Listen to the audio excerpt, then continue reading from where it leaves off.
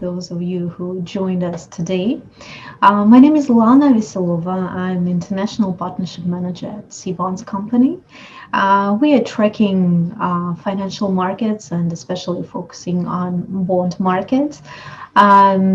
As many of you attended our seminars previously, this seminar will be arranged together with Chief Investment Officer at Blackfort Capital, Andreas Bickel. Right now, as you probably could notice, we live in rather low yield environment.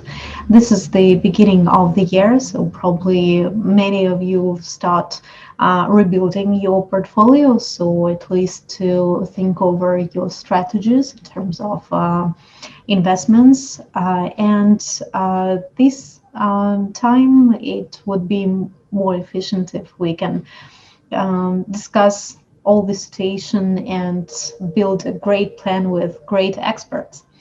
So today's topic of our event is titled as Signs of Euphoria in the bond markets. So together with Andres, we'll try to cover a few topics as improvement global growth outlook, as we already have new results. So we'll discuss new Biden's fiscal stimulus and how they actually reflect on the market. As well, we will discuss the Fed's stimulus and basically inflation in different markets. And especially we'll focus on yields, as this is the most essential thing. Rising government bond yields, perhaps the overvaluation of bonds, and we'll try to understand which markets would be more favorable in terms of investments. So we'll discuss negative yields in investment grade USD bonds and non-investment grade, especially the Asian corporates. It correlates basically a little bit with our previous event, for those of you who attended it. And we'll discuss basically the bonds choice and probably the most appealing new issues which could be considered.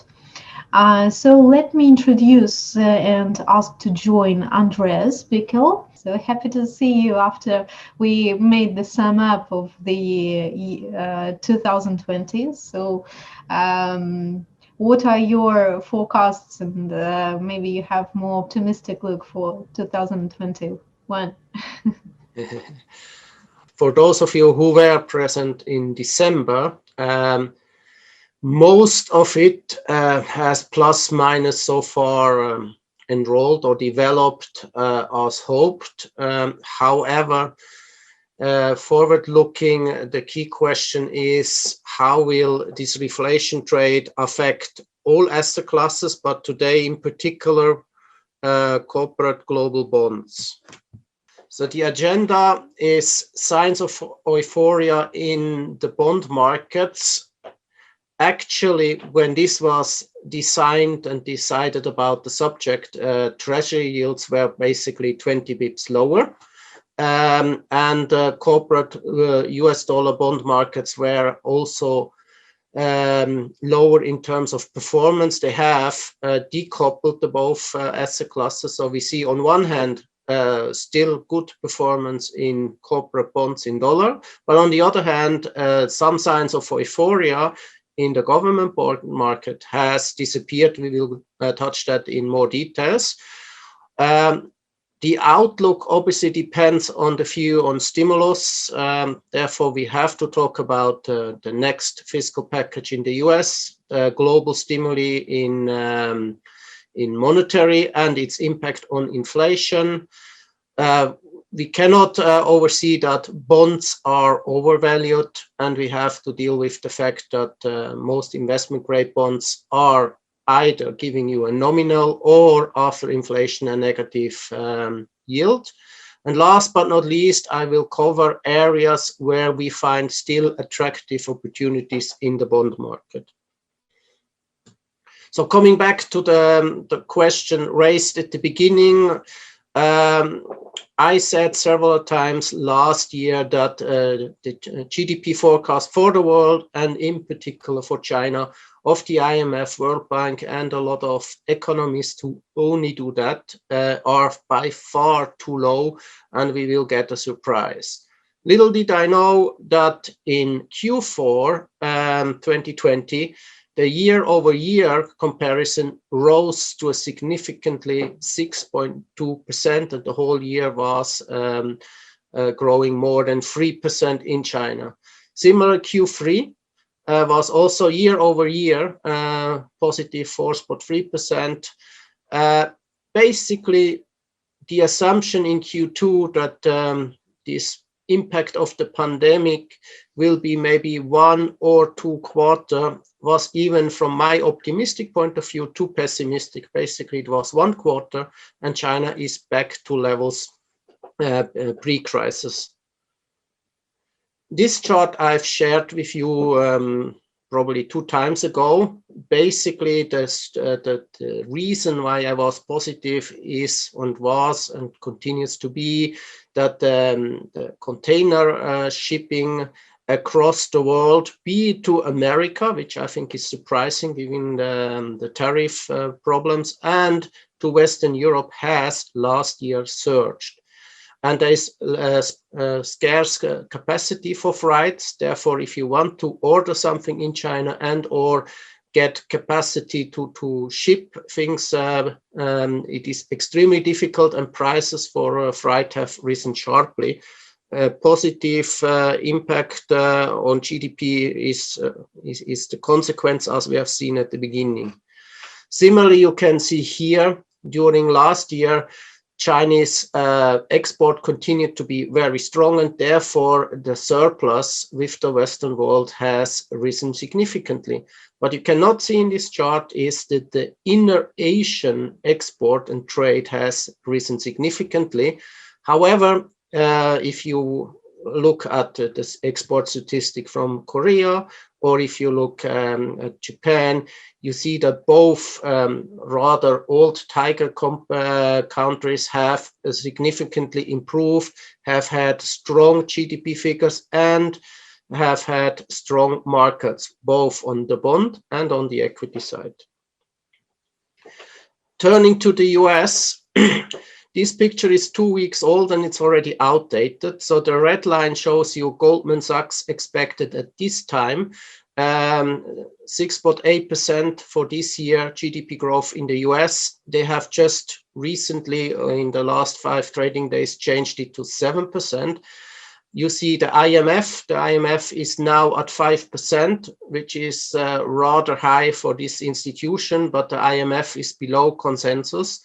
So the consensus is somewhere between 4.5 and 6.5. We are at the higher end. We don't do, in particular, forecast a point figure, but we tend to see, or to try to see if we are above 6%, below 6%, if it's rising or falling. And this assessment hasn't changed since December. I continue to say we can expect that the US will grow substantially more than 6%. How much we will find out in 1 year from now. But the key message is the recession in the US is probably over. Why I'm so optimistic, I will give you certain charts for it. So the highest line here is the ISM new orders PMI index for the US. You see on one hand, it has dropped from above 65, which is a very strong acceleration, to 61.1, which is still in the acceleration phase, and it's stayed above 60. So from that angle, the industrial part of the US is extremely strong, and the reopening or reflation trade is also ongoing. Certain areas do hope that within the next 8 weeks they will reopen. This was seen in the latest flash PMI data, which came in surprisingly strong across the globe even.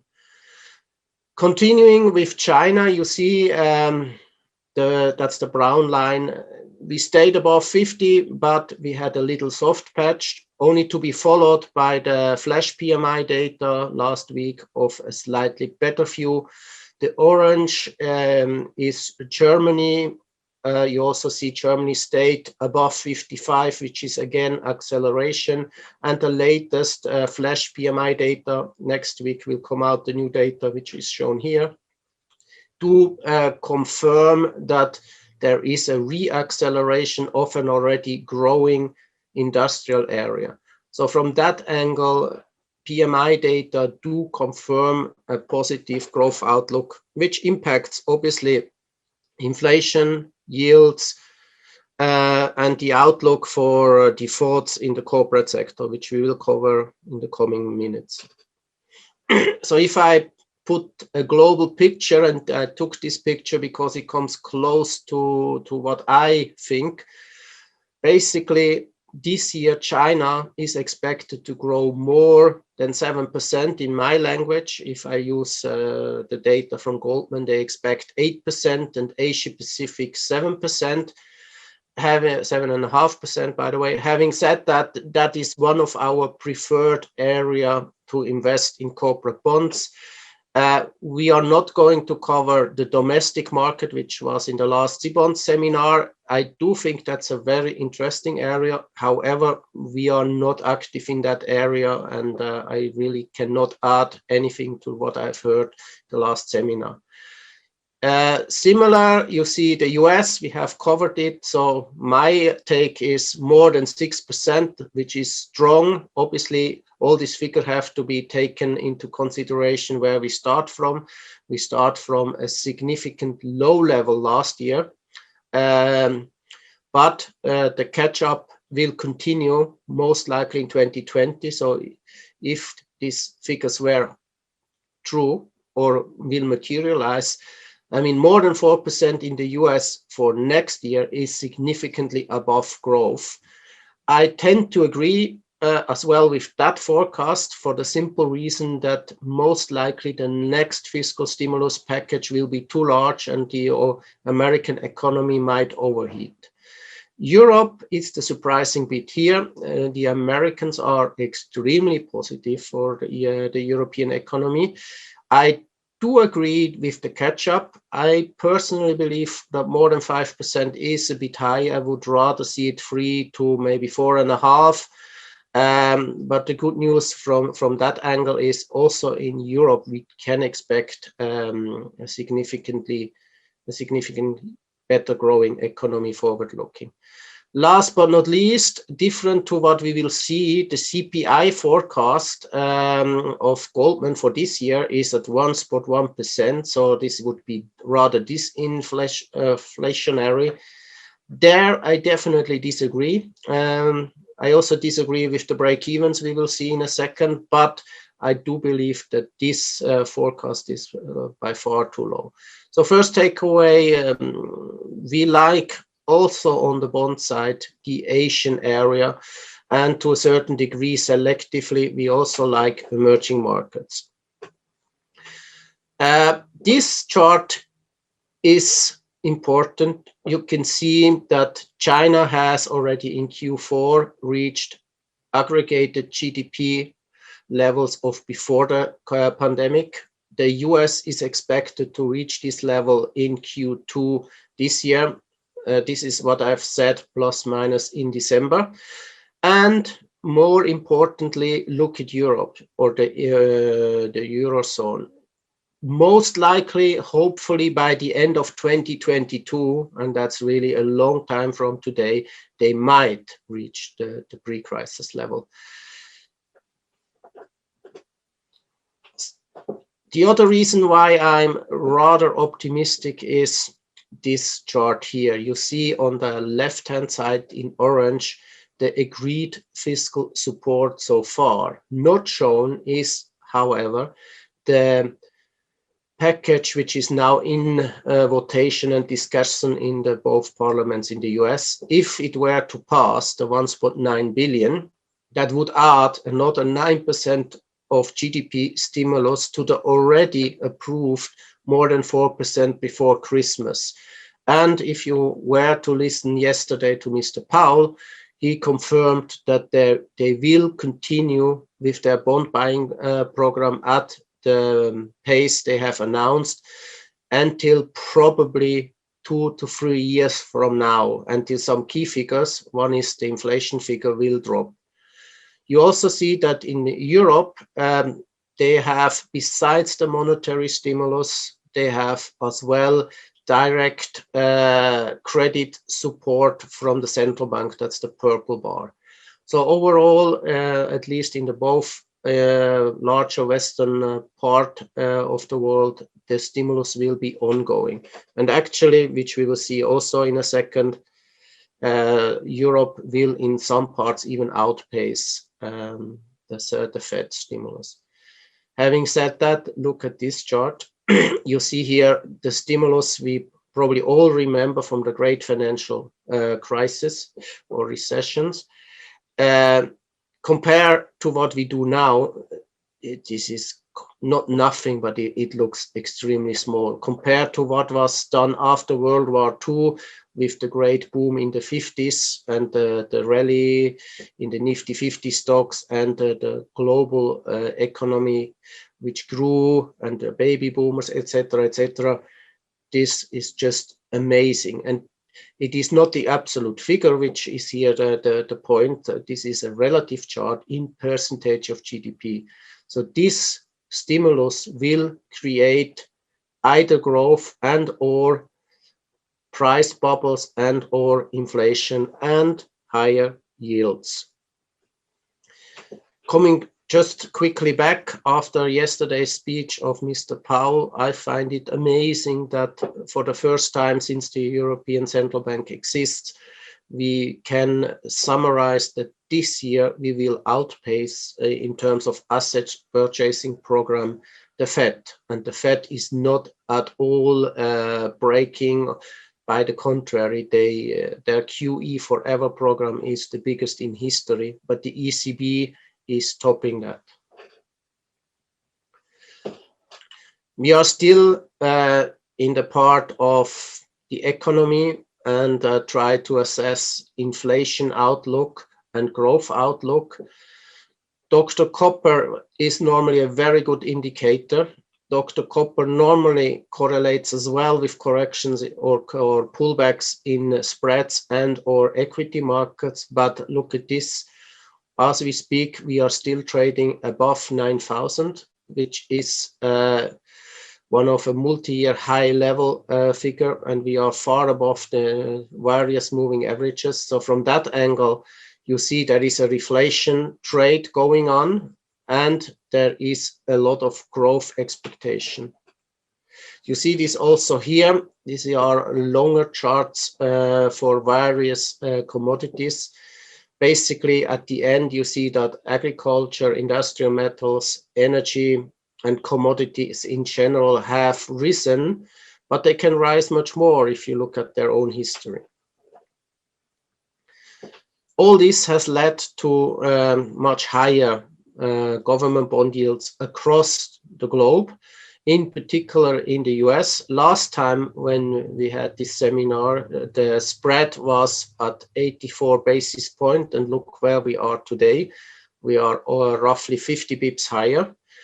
The conclusion here are probably twofold. One, if this chart and the bond markets do have any forecasting power like they used to have in the past, the recession in the US is over. And technically speaking, there was actually no recession because there was only one negative quarter. So that looks pretty promising. And on the other hand, obviously, if you see such rising yields in some buckets, you lost definitely money. We will come back to where. Trying to assess 10-year government bond yields and also to enlighten a bit what has happened recently, you can see the PMI from before. This time it's the PMI itself inverted. So you see it's above 57, even almost at 59, and you see the yield. There is normally a strong correlation. Therefore, from this angle, it is expected that yields must rise. However, given the bond purchasing programs, I would say the model itself has broken down to a certain degree because of the purchasing programs of central banks, which you can also summarize with the name financial repression. So they keep artificially low yields and therefore also the prices at high level of bonds due to the buying program. But I would still argue there is more room for higher 10-year government bond yields in the US. If you look at the break-even yield, which you can derive from the tips, and you compare it to the 10-year government bond yields, the picture is very similar. You have a decoupling. The question here is, are break-evens too high and or are bond yields too low? And I would say that probably break-evens have overshooten. They are market-driven. Therefore, they were wrong over the last 20 years, and most likely they are also too high for the expected inflation. Having said that, I would also add that the yield is probably too low, and especially when we compare it to real yield in the US, which I have a chart later on. So expect higher yields and probably expect on the tips that the implied yield should mean revert to a certain degree. Therefore, I would not buy both of them. Where was the steepening is a key question.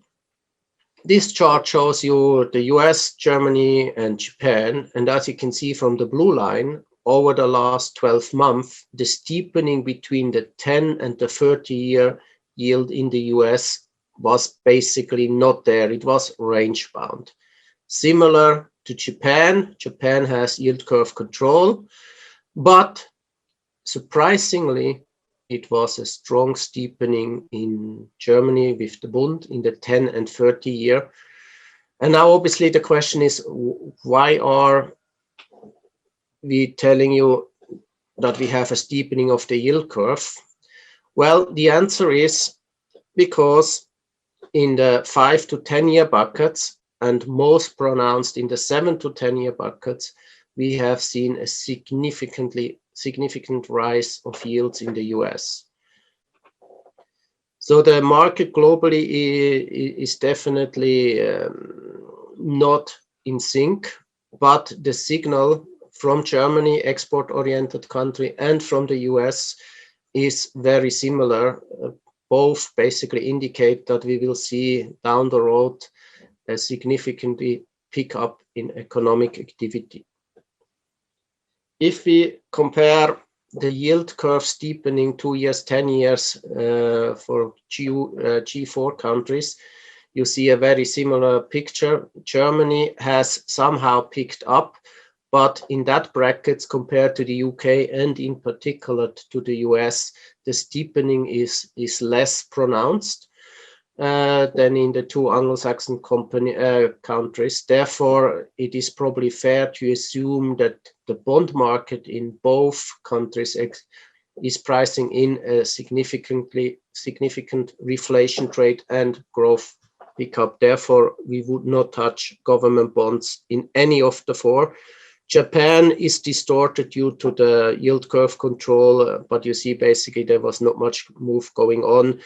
You have their negative yield, and this will stay for quite a while because the central bank keeps the 10-year yield at zero and adjusts the yield curve with a bond buying program. All this obviously had an impact on global negative yielding bonds. Excuse me.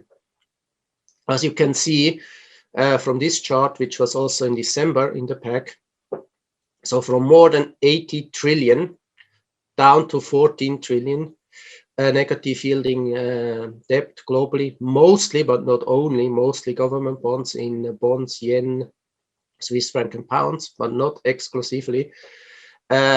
You would have lost money in case you were to own them. You probably remember we were really encouraging you from that, and you see here what has happened. Yesterday, during the sell-off in the US market, we have seen at the beginning also higher yields, but then since Mr. Powell has spoken, the yield came down, and you see this in this chart, this tiny tick at the end is the, in brackets, rebound of more negative yielding debt. So if in one day, one trading day, 250 million more is negative yielding. This obviously happens due to the fear of reflation / inflation and growing economy. Therefore, also cash, we had that last time, is not a safe investment. In particular, if you look at the forecast for G6 policy rate, basically until the end of 2024, in these major economies, the rates are expected to stay at the current level, and the current level is around zero before inflation. In some cases, like Eurozone, like Japan, like Switzerland, not shown here, below zero, and in other cases, after adjusting for inflation, we are below zero.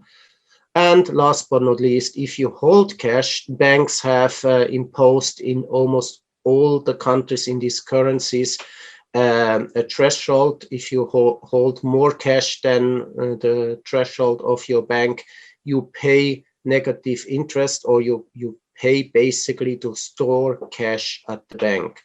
So holding cash and or government bond yield is for us both not lucrative investment and might only temporary in case of expected shifts. In case of you trying to time the market, you might hold or consider for a very short period of time, but it's definitely not a place to store money. You will lose in real terms, and in some cases also in nominal terms, money and assets. Coming back to what I believe is regarding inflation. This chart makes the story starting from the equity side. So let's agree that S&P 500 is extremely highly valued, even overvalued. Then the question obviously is rising, what about bonds, and in particular derived break-even yield? Lombard, which is a bond house, claims, and I've said it before in other words, they claim that probably the implied break-even inflation is too high. So the 2.3% which they price in that market is most likely too high. Also interesting is that basically when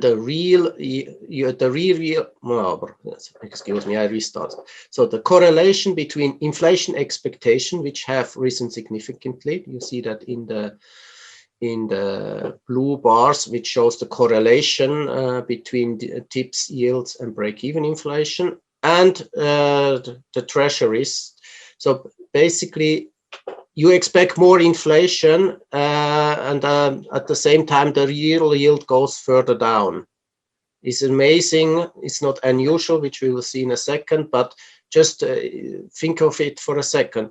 We expect more inflation, but the real yield also goes down, bond yields, nominal yields have not priced in what markets expect forward-looking from inflation.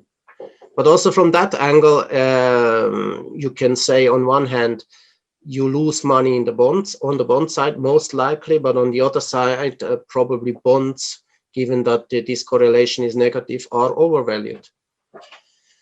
Here, it repicks up the story of real yields and how they developed after and before a recession. And you can see that we are at unusual depressed levels. And if history is any guide, when you see a pickup in economic activity, which we do expect, on average, besides one case in 1992, but that was a very particular period where the US has broken the inflation by rising the Fed rate to, I think, almost 20%. So excluding that particular event, on average, we must expect real yields to go further down. So you lose in real term more money forward looking if this correlation holds true.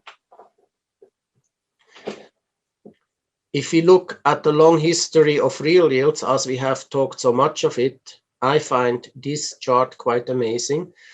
This little rise we have seen, which sounds so big, which when you see so much research at the end, I mean, we were roughly at 1.1% negative and are now roughly at 80 bips negative. That's compared even to the last 2 years, nothing. But imagine just for a second if this were to continue at this level and might drift further down. This can only mean two things. Either we have a strong pickup of inflation, which I tend not to believe right now, and or yields are not keeping up the pace and might down the road not rise as much as people fear at the moment.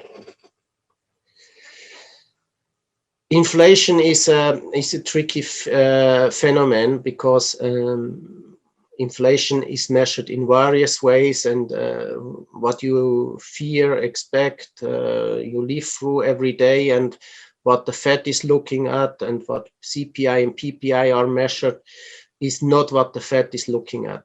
The Fed looks at the US GDP deflator, and you see that this figure is below 2%, and it probably will continue to be on that level. And yesterday, Powell stressed again, until we see both A, unemployment below 5%, and B, PCE at least at 1.8 to let's say 2%.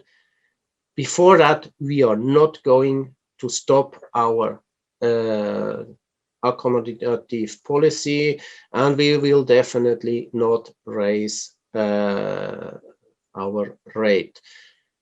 And their forecast for the PCE inflation is that maybe by the end of 2024, we might, for the first time since a very, very long time, overshoot above 2%.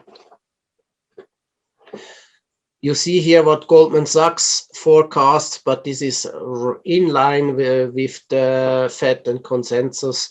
Basically, the key message is measured by the PCE, inflation is not the issue until 2024. And even then, we are at this 2.1%. And this is not in line with the new Fed target that we overshoot, and on average we have a target around 2%, because basically for the history you see here since 1997, we are most of the time below, and most of the time even significantly below this target, which was a fixed target in the past, which is now a kind of symmetric target. So to reach the symmetry, the core PCE must overshoot. And so far, this is not in the cards, this is not in the forecasts.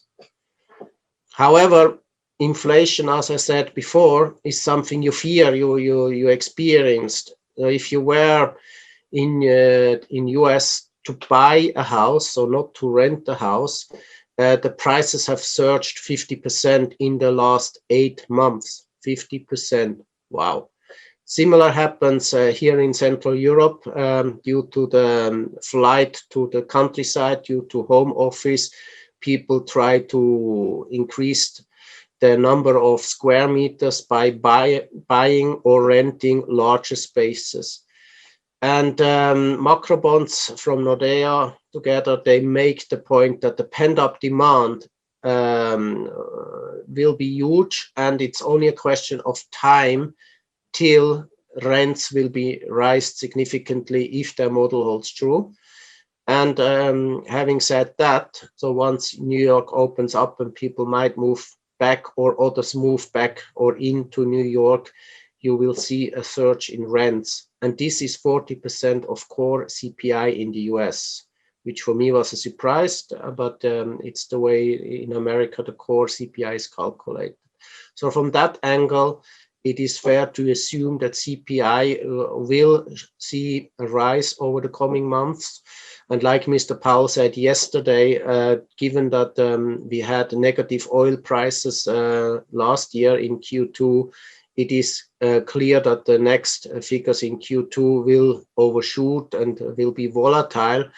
But the Fed downplays this risk and keeps saying that by the end of the year, inflation will not be the problem.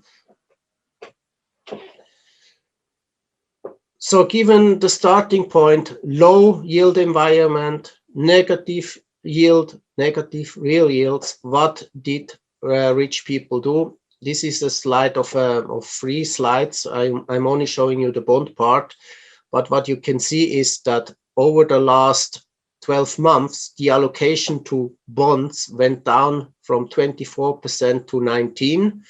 And this process has actually started in 2012 when we have seen a further rally of the 30-year-old rally in bonds. And therefore, rich people do not hold as much bonds as they used to hold. And here you see probably reasons why. On the right-hand side, you see the US high yield market. On one hand, this CCC area, that's the blue line, had a tremendous run. I'll give you an example, repeat an example. Hertz defaulted, and after that, the bond went from roughly 15 to 45 within 6 months last year. So tremendous rally in the CCC area. It is more than fair to say that that area, the spread, you will see that in the next slide as well, is too low, so there is no value there. Similar, but I would say a bit on a more reasonable level is in the BBB area and BB area and single B area. We continue to be in the midway. We like this chart here, which is from Julius Baer. We prefer the BB area in US high yield, but also, which we come back in a minute, also in Asia. On the other hand, I said government bonds are not interesting, and I still believe they are not. However, if you were to time the markets, look at the Italian 10-year yield. There was, as you know, the crisis with the government, and then it was announced that Mr. Draghi takes over. And this time he didn't even have to say whatever it takes, but we have seen a tremendous rally in Italian government bond yields. So it can well be that in peripheral European government bonds, you can play this spread tightening between the German Bund and the peripheral bonds. These are normally Euro bonds, so dominated in euros. It's not an area we invest in, but if you were to consider that, I call it risky, but it's at least an area where it is possible due to the conversion, probably to make some capital gains. This is well supported by the buying program of the European Central Bank. I haven't said, and I would like to say it, that I see value in these bonds. I personally believe that the yield for both, for German bonds and the Italian shown here, is by far too low. But in relative terms, the outperformance or the spread tightening for Italians over German bonds might not be over yet. To stress again, around 600 basis points is the option adjusted spread for triple Cs in the US. This is a new record. Therefore, we definitely do not recommend to go into that area at all. As I said before, we are somewhere in the middle. We believe that the yield you get in the US around 4%, or the spread, which is rather around 3%, is okay. It is expensive, but given all the alternatives in the bond space in North American corporates and bonds in general, it is probably in relative terms one of the best areas you can invest in. Although, I stress it again, although it is definitely expensive. If you compare bonds globally with the risk premium of equity, or actually with the earnings yield, and derive the risk premium, you can see that in Asia Pacific you get the highest risk premium for equities, but you can reverse engineer, you get also the highest risk adjusted or option adjusted spread compared to the rest of the world. Both asset classes are not cheap. This is the only time I will say it, but equities offer an interesting risk premium and an interesting earnings yield, although all equity markets are as well expensive. So where to invest? This chart you should know. I've presented it several times. So let's start with the green line, the investment grade corporates. They have an option adjusted spread of 33 basis points. We definitely do not invest there unless a client only wants investment grade. The tricky bit is you have to get a really long duration to get a positive yield. But if down the road spreads and or obviously yields will rise, because so far we only see that in the government bond market, the longer the duration, the more you will be hit.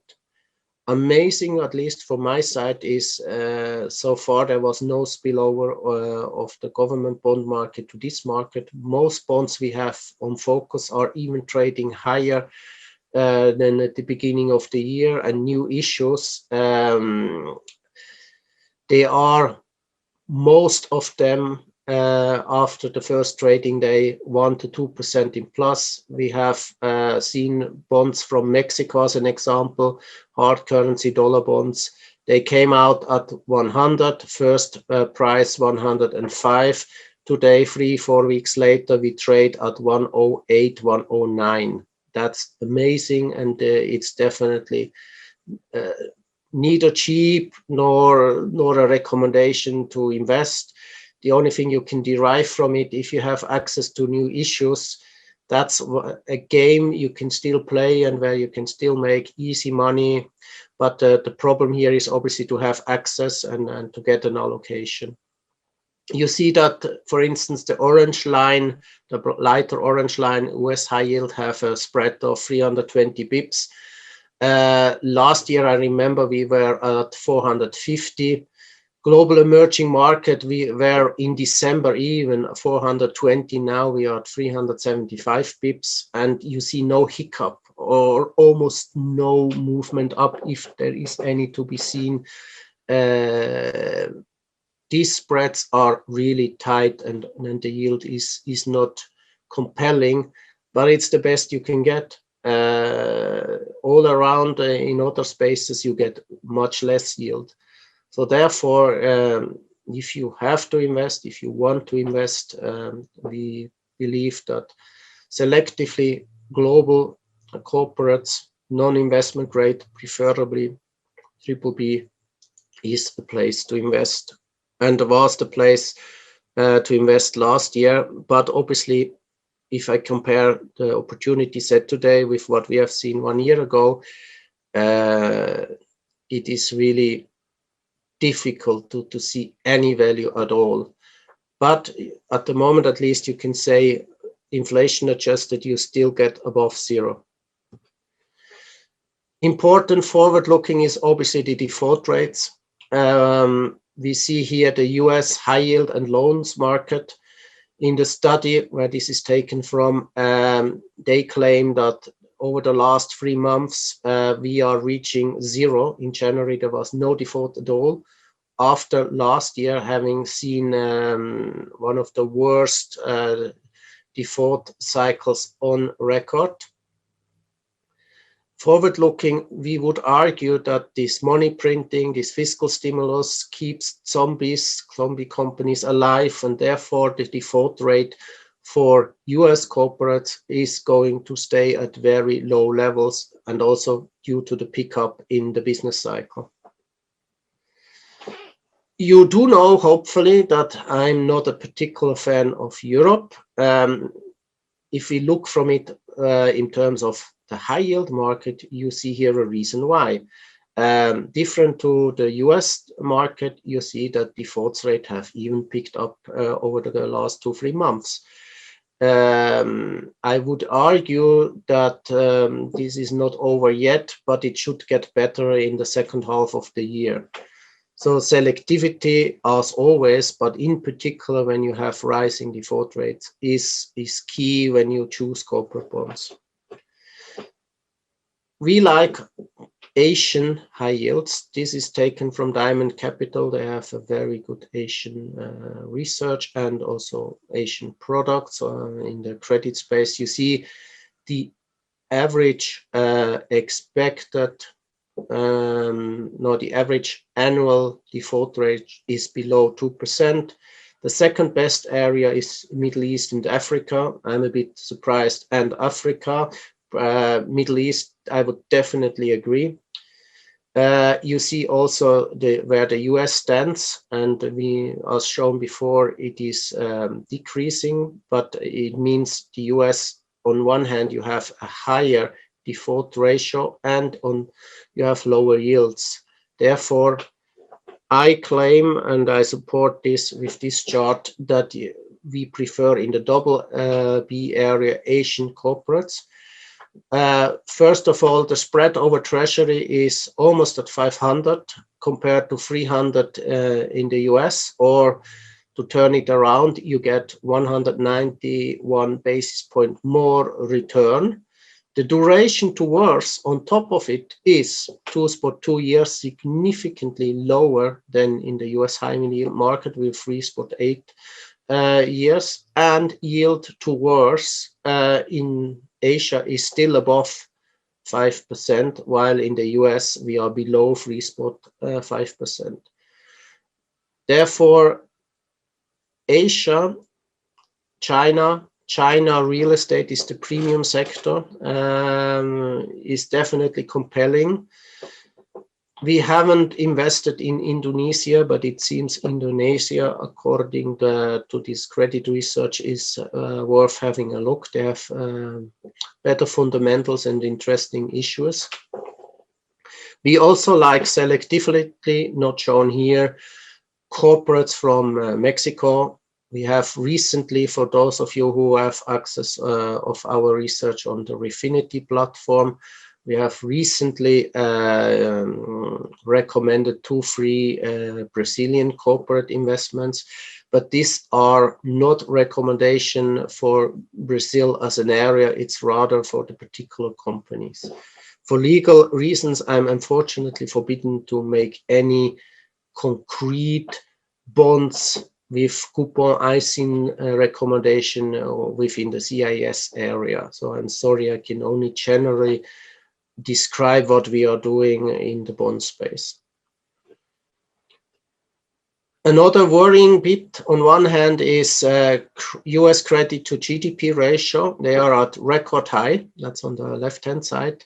However, basically, as long as the borrowing cost is contained, and Lombard believes it will be forward-looking at very interesting levels, so contained. It is not a problem yet, and this goes together with our macro forecast, and this goes together with the forecast of the Fed. So basically, if you believe, like we do, that the US will grow more than 6% this year, default won't be a problem. The yield curve, I personally believe, will be, let's call it, controlled or manipulated by the Fed. So if treasuries really go more above 2%, the 10-year, I strongly believe that the Fed would buy much more 10-year treasuries than they buy now and depress the yield. If you put that together, at the moment, the default or the credit cycle itself is healthy. It is distorted, but it's healthy. It gives you very low yields as a starting point, but we are, at least for the time being and for the foreseeable future, not worried that it gets worse. But you have, on the other hand, to accept that the yield you can make is extremely limited.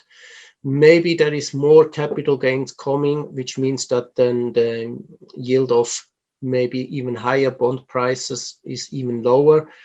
This will, like on the equity side, mean revert over years, but as long as the policy stays as it is, so until 2024, most likely, it looks like that the bond market itself spreads are probably sideways or rather safe due to the development of the business cycle and due to the intervention of central banks.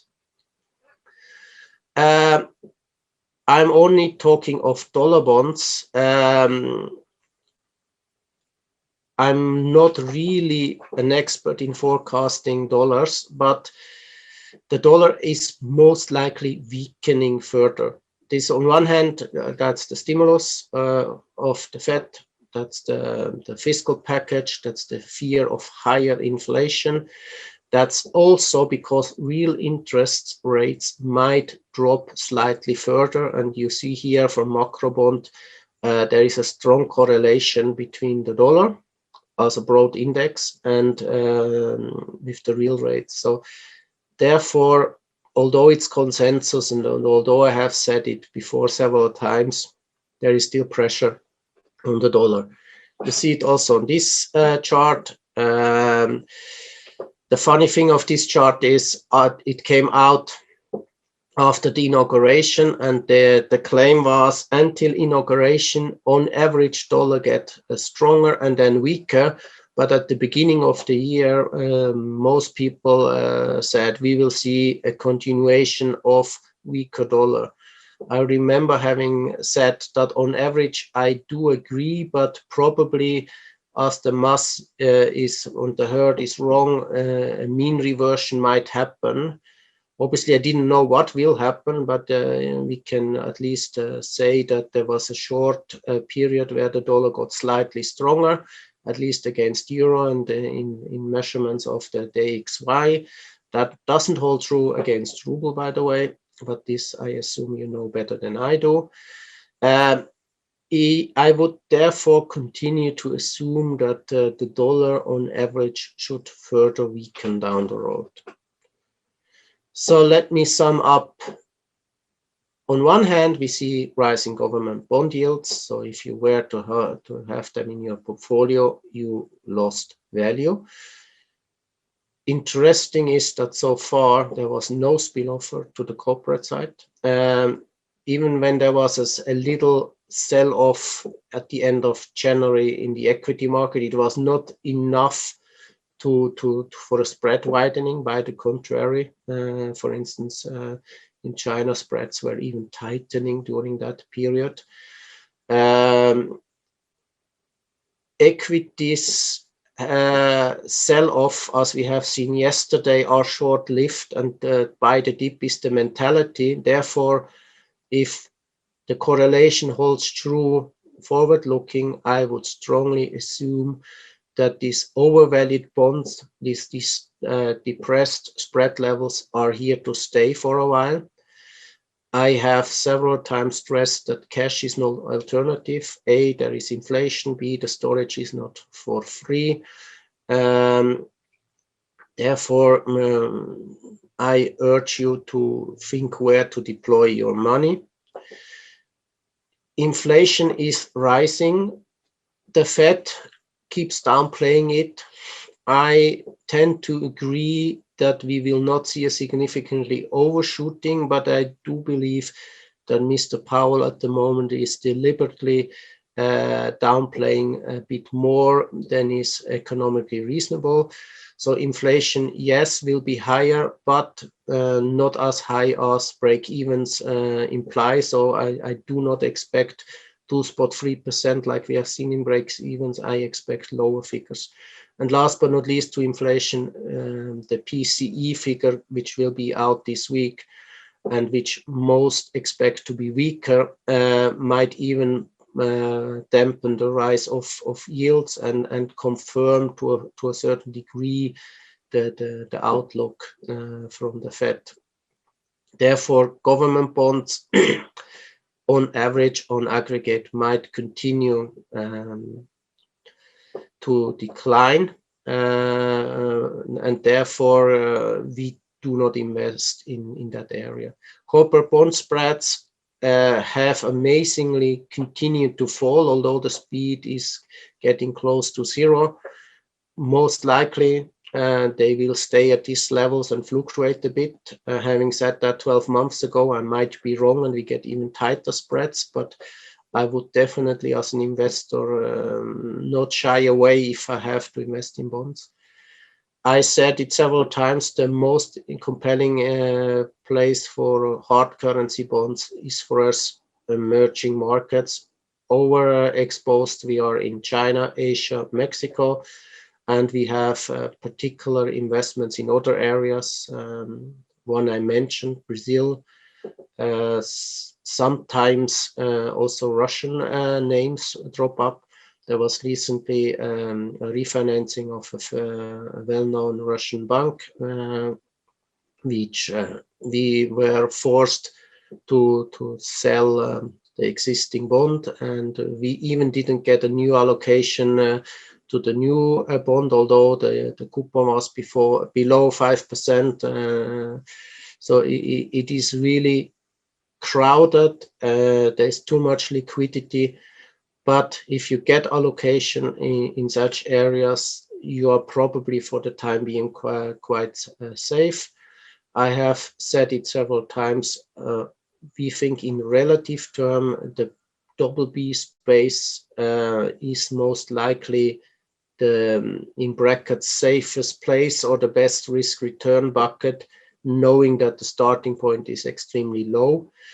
I do believe that local currency bonds are interesting. They are probably even more interesting than hard currency bonds, but I must also repeat what I've said in the past. We are not investing there. We are not experts there. The main two reasons why I believe that is that you get higher yield as a starting point, and on average, you might profit from a stronger currencies. Unfortunately, I must close with what I've said before. All assets, so not just bonds, but this time it was really bonds, all assets are extremely expensive. Bonds are probably one of the most expensive asset classes or liquid asset classes, to be a bit more narrowed. But also alternatives, be it REITs, be it real assets, be it equity, they are all having a high price tag. And maybe you have seen a recent development in the art market, in the old-timer market, and or in yesterday, as an example, they have sold a whiskey bottle from 1926 for $1.4 million, if I'm not wrong, for one bottle. This is just insane. It's definitely irrational. But this I had in last time too. Markets can stay much longer irrational than investors can stay solvent. You made the good overview of the markets and covered the inflation questions, which basically appear recently. So right now we'll move to the Q&A section. So dear participants, feel free to leave your questions into the chat. Following your speech, we have a question. So you mentioned that the bond exposure went to 24% to 90. So where is the 5% difference go to equities, cash, crypto, maybe some other assets? So I was to a certain degree anticipating this question. This is the second chart of the other one you have just mentioned, and most of it went into equities and into real asset, private equity, private real estate, and to a lesser extent it went to things like art, like old timers, etc. So there is at the moment too much cash around, and I mean, this whiskey bottle is a stupid example, but it shows what's the problem. I mean, the person who bought it is not going to drink that whiskey. It will be go to a tax-free warehouse, and he or she, we don't know who it was, will in 3 to 5 years try to sell it for a higher price. Although the last bottle, at least according to the news I've heard, and I'm no expert at all, but just to give you a bit of flash to the story, the last bottle was sold at 400,000 higher than the one of yesterday. So it's amazing. Imagine 1.6 million dollar for a whiskey. Even if it's the best whiskey of the world, how much is a sip of it? It's almost impossible to calculate. You should be a huge fan of whiskey. Well, basically, this example is a good example of the next question, which I will ask, and we have it in the chat as well. So, Andreas, you're a very experienced investment officer. You deal with markets probably more than I the whole my life. So right now, basically, almost every single day, I receive questions just dropping into the WhatsApp from private investors and even from portfolio managers. So they asking what is the best behavior right now. I mean, in terms of the investments, what kind of balance should be in terms of the portfolio and other allocation of the assets.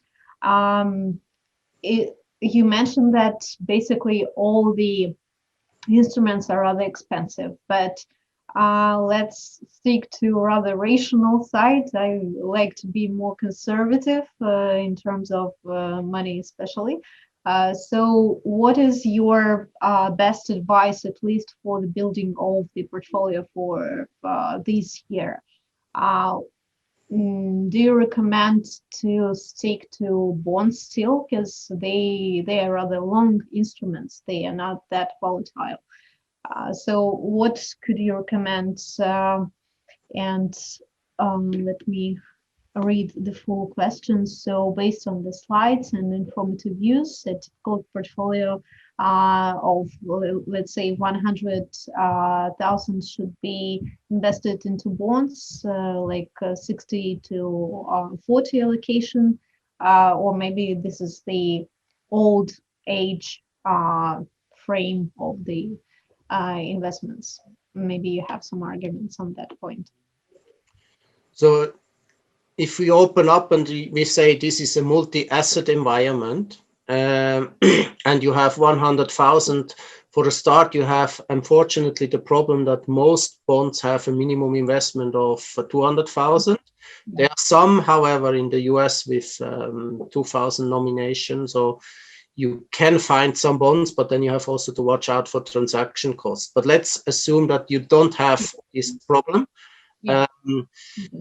I or we as a company, we have 80% in bonds. This is because of our clients' wishes and benchmarks, and therefore we are invested in bonds. We are forced to be invested in bonds, and we are invested in what I've said. So China, real estate companies, hard currency as an example, or in Mexico, 2-3 financial companies are very interesting. We make that a compromise. So we have durations or let's say maturity from 27 to 31, 32. Normally, we try to participate in the new issue. So if you get an allocation, it's a windfall profit. If not, we try to buy it in the first or second trading day at 101 to 102. So far, this has worked out. Having said that, we have now almost 20% in equities. The equity allocation is rather going away from US equities to Asian equities. So we have on one hand Asia Pacific, and we have on the excluding Australia and New Zealand. On the other hand, we have Vietnam as a special play, and we have as well China Asia. This is roughly 50% of the equity allocation, and the other 50% for a US dollar portfolio, and this I must probably stress for a US dollar portfolio, is in the US market with an overweight of Russell 2000 and a slight underweight is the wrong name, but if you start with the broad market with less allocation to Nasdaq and a bit of the broad market. For and ETFs all around, I'm unfortunately forbidden to give you tickers, but really it's simple to find them. Another point is how much time you have. So if you have more than 5 years and you don't want to go all in, which I strongly assume most people don't want to, and knowing that it's a bit a silly answer, but in the past, and I would say forward looking, it is not completely wrong to do something around 50-50 or 60-40. And, for the time being, probably you will earn on both sides. If the growth is materializing and inflation is coming, you might lose to a certain degree on the bond side, which should be partially or even all compensated on the equity side. However, I must also repeat what I've said in December. If this Rowing 20 themes is going to play out, or if you will, the other way around, if all this liquidity, all this stimulus is creating asset bubbles and a melt up, which I believe it does, and we are in the middle of it, down the road, it will be a correction in all assets. Having said that, if you are invested, you probably lose on both sides, but if the company survives, you get 100% back on the bond side, and equities normally over the cycle recover. Therefore, you should be, including a crash, be doing well. If that's in 5 years or in 10 to 15 years, that's the big question mark. Okay, understood. So right now, emerging markets are the best markets which would give at least any yield. So maybe you can make just a bit more deep overview. So you mentioned that you're focusing on Asian markets, Asia Pacific. Maybe you can give a bit better overview what countries or markets is better to avoid, probably. Well, we have had very bad experience in India. We have bad experience in Malaysia, although they are corporates, but still it was not once, it was 2-3 times where we struggled and it took a while to recover. If I have to choose countries, I repeat myself, but still China is the second largest bond market in the world. You had a very good seminar recently. Therefore, it makes sense there. And our assessment, and also the one I've shown you there with the BB credit spreads in China, the premium area are large real estate companies in China. So the larger ones, they are at the edge to BBBs. They still offer you around 4 to 4.5%. I mean, large names, and this is no recommendation, but one of the larger names is, for instance, Country Garden. This is no recommendation, and we have sold it recently, but if you search a bit for size, and for those of you all who are on CBonds, you find them very easily on this platform. Mm-hmm. Also in Mexico, we find 2 free financials very interesting. We find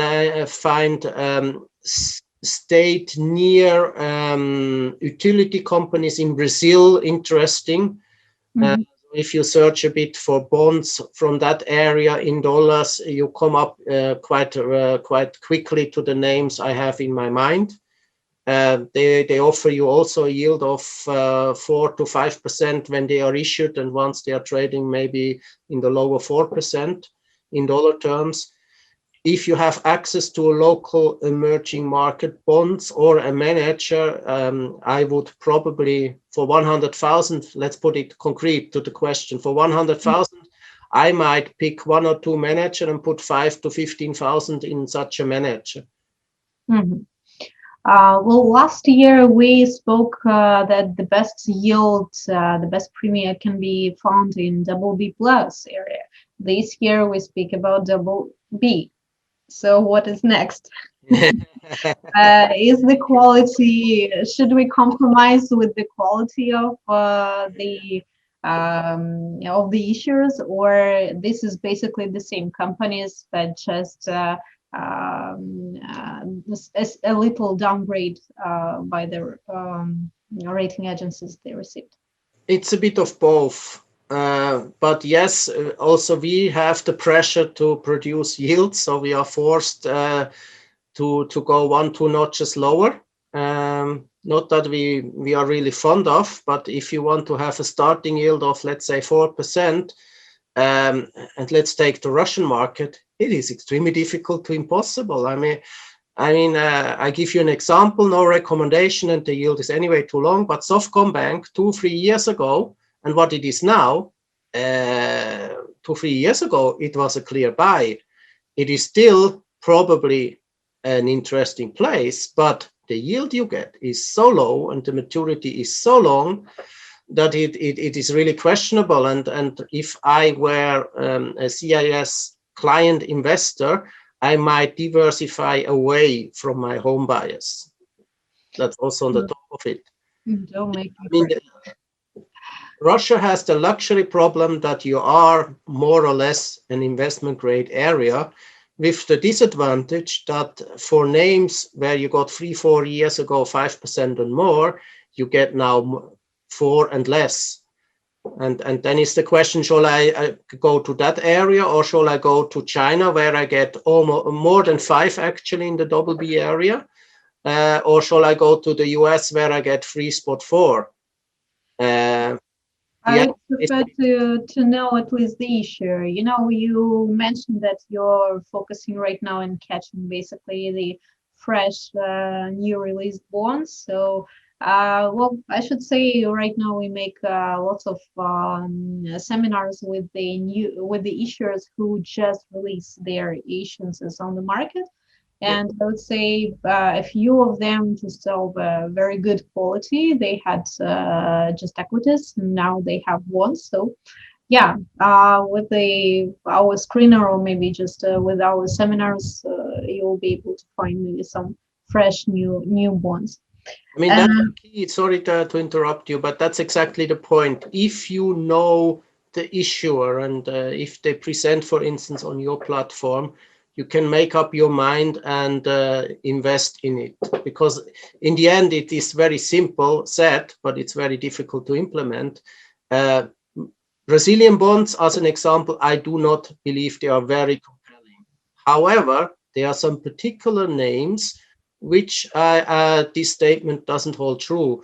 But there are not thousands of them. There may be a handful. And if you get to know them, and in your platform, you can easily screen for them, that's where you should invest. And this needs obviously time, but this is the key for success, that you know what you put in your portfolio.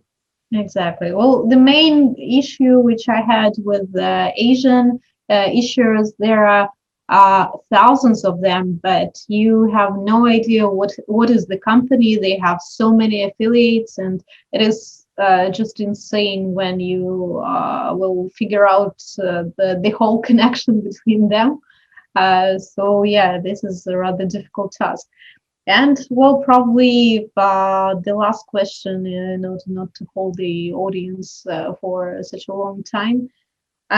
We've spoken about the yields. What is the um, rational yield? What kind of level of yield we should search for right now? So let's don't think that we can find like 15% yield, but we still do not want like 2% or even less or zero.